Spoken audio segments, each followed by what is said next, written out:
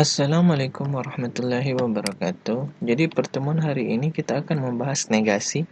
Selain negasi kita juga akan membahas pernyataan berkuantor dan negasi pernyataan berkuantor. Jadi yang pertama kita akan bahas negasi dulu. Apa sih definisi dari negasi? Jadi negasi itu adalah suatu pernyataan yang diperoleh dari pernyataan semula. Bernilai benar jika pernyataan semula salah, bernilai salah jika pernyataan semula benar. Bisa dilihat di bagian kanan. Misalnya ada pernyataan, dia bernilai benar, kita mau negasikan ya, ingkari saja, ubah pernyataan benar itu menjadi pernyataan yang salah. Singkatnya begitu. Nah, disimbolkan dengan bentuknya seperti gelombang. Nah, ciri khas negasi adalah menuliskan kata tidak atau bukan setelah subjek atau predikat. Sebelum predikat, kalau kita mau negasikan. Jadi harus kita gunakan, tambahkan kata tidak atau bukan. Nah, penggunaan kata tidak dan bukan ini sendiri itu dicocokkan saja, yang mana cocok kalimatnya. Menggunakan bahasa Indonesia yang benar. Contohnya, pernyataan P, 7 adalah bilangan prima. Kita mau negasikan. Jadi kita tinggal tambahkan kata tidak atau bukan saja, yang mana yang cocok. Jadi negasi P itu 7 bukan bilangan prima. Pernyataan yang lain. Rina tidak sedang belajar. Nah, untuk contoh yang kedua ini, kita tidak menambahkan kata tidak atau bukan lagi, karena kata tidak atau bukannya sudah ada. Jadi kalau mau dinegasikan ya, hilangkan saja kata tidaknya. Rina sedang belajar. Kita coba latihan. Ibu memasak nasi. Negasinya ibu tidak memasak nasi. Anwar makan siang pada pukul 13.00. Anwar tidak makan siang pada pukul 13.00.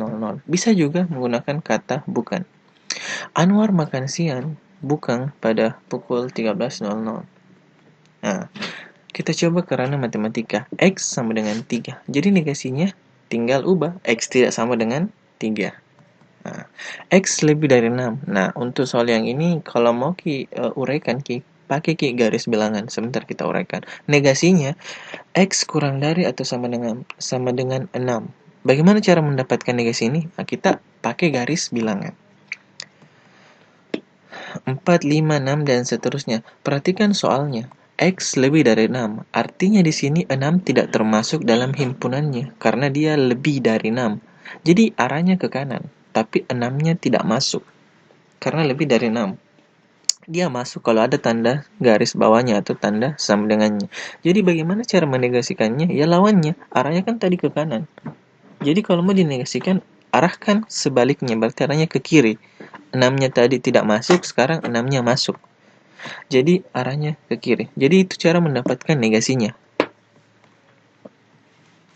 Nah, adapun ini yang perlu diingat adik-adik sekalian, bilangan bulat. Bilangan bulat itu apa? Himpunan yang terdiri dari bilangan caca dan negatifnya. Bilangan caca itu apa? Bilangan yang dimulai dari 0, 1, 2, 3. Nah, bilangan asli itu apa? Himpunan bilangan bulat positif. 1, 2, 3, 4, dan seterusnya. Bilangan prima, bilangan asli yang lebih besar dari 1, yang faktor pembaginya hanya 1 dan bilangan itu sendiri 2, 3, 5, 7. Jadi yang ini perlu diingat untuk mempelajari logika matematika, karena soal-soal dari bilangan bulat, bilangan asli, bilangan prima itu selalu muncul. Ingat. Nah, pernyataan berkuantor. Nah, pernyataan berkuantor diambil dari kata kuantor, yang artinya pengukur kuantitas atau jumlah. Nah, kalimat yang digunakan untuk menyatakan semua atau sebagian. Pernyataan berkuantor sendiri dibagi menjadi 2. Ada yang mencakup keseluruhan atau universal, disimbolkan dengan A terbalik X. Nah, kalimat pendukung kalimat universal atau kalimat yang umumnya dipakai dalam universal itu adalah semua, setiap, seluruh, tanpa terkecuali. Adapun yang kedua itu eksistensial atau mencakup sebagian, disimbolkan dengan E terbalik X. Kata-kata yang biasanya muncul pada kalimat eksistensial itu adalah ada, beberapa, terdapat, paling sedikit 1. Dinotasikan A terbalik ES, PX. Itu bacanya untuk semua X, elemen X berlaku PX. E terbalik X, ES, PX itu dibaca ada X elemen S sehingga berlaku PX. Nah, elemen S sendiri di sini yang dimaksudkan itu yang tadi yang perlu diingat. Soalnya apa? Apakah dia bilangan bulat, bilangan prima, bilangan asli, bilangan real, bilangan caca, komposit. Jadi itu semua harus diingat. Adapun kegunaan dari pernyataan berkontur itu untuk mengubah kalimat terbuka menjadi sebuah pernyataan. Jadi pernyataan berkontur ini juga digunakan untuk mencari nilai kebenarannya. Dia bernilai benar atau salah. Karena kan ini pernyataan. Cuma ada di belakangnya berkuantor. Contohnya, X tambah 3 sama dengan 5. X tambah 3 sama dengan 5 ini kan kemarin kita sudah pelajari dia kalimat terbuka. Belum bisa ditentukan nilai kebenarannya kecuali X-nya diganti dengan sebarang bilangan. Jadi kita mencantumkan kata-kata yang menyatakan jumlah seperti ada atau semua. Jadi ini kan pernyataan berkuantor, ada yang universal, ada yang eksistensial, atau ciri khasnya ada semua, ada. Nah, contoh kalimatnya begini. Kalau kita pakai universal, untuk semua nilai X berlaku X tambah 3 sama dengan 5. Kalau kita memakai eksistensial, ada nilai X yang memenuhi X tambah 3 sama dengan 5. Nah, ini kan pernyataan. Otomatis kita harus tentukan nilai kebenarannya benar atau salah. Kita lihat kalimat yang pertama. Untuk semua nilai X berlaku X tambah 3 sama dengan 5. Nah, maksudnya di sini, apakah kalau kita ganti nilai X dengan sebarang bilangan, itu hasilnya 5? Tentunya kan tidak. Jadi pernyataan ini bernilai salah. Nah, pernyataan yang kedua, ada nilai X yang memenuhi X tambah 3 sama dengan 5. Nah, maksudnya ini, kalau kita ganti sebarang bilangan nilai X, apapun itu, ambil satu bilangan X, ganti X dengan bilangan, hasilnya 5. Kita coba 2. Jadi kita ambil 1, kita ambil 2.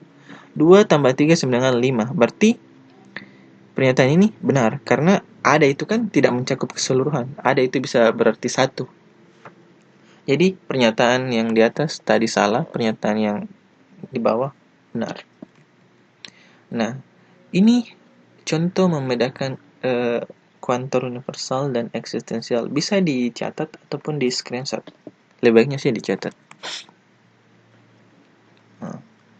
Jadi ini contoh untuk lebih memahami pernyataan berkuantor. Tentukan nilai kebenaran pernyataan berkuantor di bawah ini. Ada bilangan asli bertanda negatif. Jadi kalau mau ditahu ini, harus kita tahu dulu yang mana itu bilangan asli. Bilangan asli itu dimulai dari angka berapa, sehingga kita bisa tahu dia ada yang positif atau ada yang negatif. Jadi bilangan asli itu dimulai dari 1. Jadi 1, 2, 3, dan seterusnya. Artinya tidak ada bilangan asli yang negatif. Ini pernyataan bernilai salah.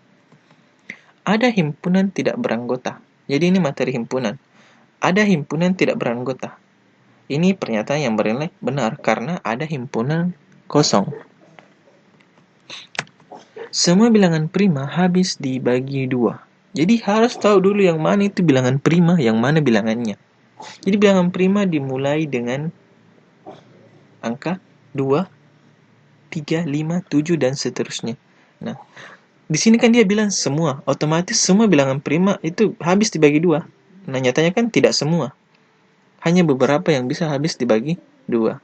Jadi jawabannya salah. Semua persegi sisinya sama panjang. Jadi ini kalau salah jawabannya ini ada sungguh keterlaluan. Jadi semua persegi sisinya itu sama panjang. Jadi ini pernyataan benar. Contoh soal. Ini kalau kita memakai simbol. Nah, tidak selamanya dalam logika matematika itu soalnya berupa kalimat. Jadi ada juga yang simbol. Jadi contoh soalnya pernyataan P ada X elemen bilangan bulat, X tambah 3 sama dengan 6. Jadi cara membacanya itu saya uraikan. P itu pernyataan P. E terbalik X itu adalah ada X elemen, B besar itu bilangan bulat sehingga X tambah 3 sama dengan 6. Jadi kita mau cari nilai kebenarannya. Apakah ada nilai kalau kita ganti X-nya dengan sebarang bilangan menghasilkan 6? Jawabannya pasti ada. Jadi X-nya kita ganti dengan 3 bilangan bulat. Jadi 3 tambah 3 sama dengan 6. Jadi pernyataan ini bernilai benar. Negasi dari kalimat berkuantor. Jadi sama. Kalau kita mau menegasikan kalimat berkuantor, itu caranya ya kebalikan dari universal apa? Eksistensial. Kebalikan dari eksistensial ya universal. Jadi contohnya begini. Semua siswa menggunakan seragam. Nah, adapun ini simbolnya deh. Ini kan universal X, PX. Jadi semua sehingga siswa menggunakan seragam. Jadi cara bacanya itu ini, notasinya itu semua X elemen PX. Jadi negasinya, cara menegasikannya itu ada dua macam. Yang pertama, kalau ini cara yang paling gampang, tinggal menambahkan kata tidak di awal kalimat. Jadi semua siswa menggunakan seragam. Jadi tinggal tambahkan kata tidak di awal kalimat. Itu sudah ternegasikan. Adapun cara kedua, ada siswa tidak menggunakan seragam. Jadi semua ini kan universal. Ini, semua ini universal. Nah, lawan dari universal kan eksistensial. Jadi ubah kata semua menjadi kata ada. Kemudian sebelum predikat tambahkan kata tidak. Jadi ada siswa tidak menggunakan seragam. Notasinya seperti di sebelah kanan ini. Jadi untuk menggunakan negasi ini kalian bisa pilih salah satunya, yang mana yang memudahkan. Jadi yang memudahkan itu kalau saya sih yang pertama, karena tinggal menambahkan kata tidak di awal kalimat. Contoh lagi, ada bilangan prima yang genap. Notasinya itu kan eksistensial X sehingga PX. Jadi kalau kita mau negasikan, ya ada ini.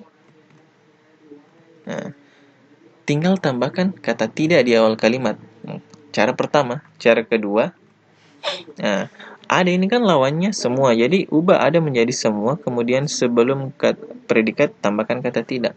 Jadi semua bilangan prima tidak genap. Cara menegasikannya begini. Nah, adapun latihan soal ini bisa dikerjakan di rumah. 2 nomor. Jadi, sekian untuk hari ini. Wassalamualaikum warahmatullahi wabarakatuh.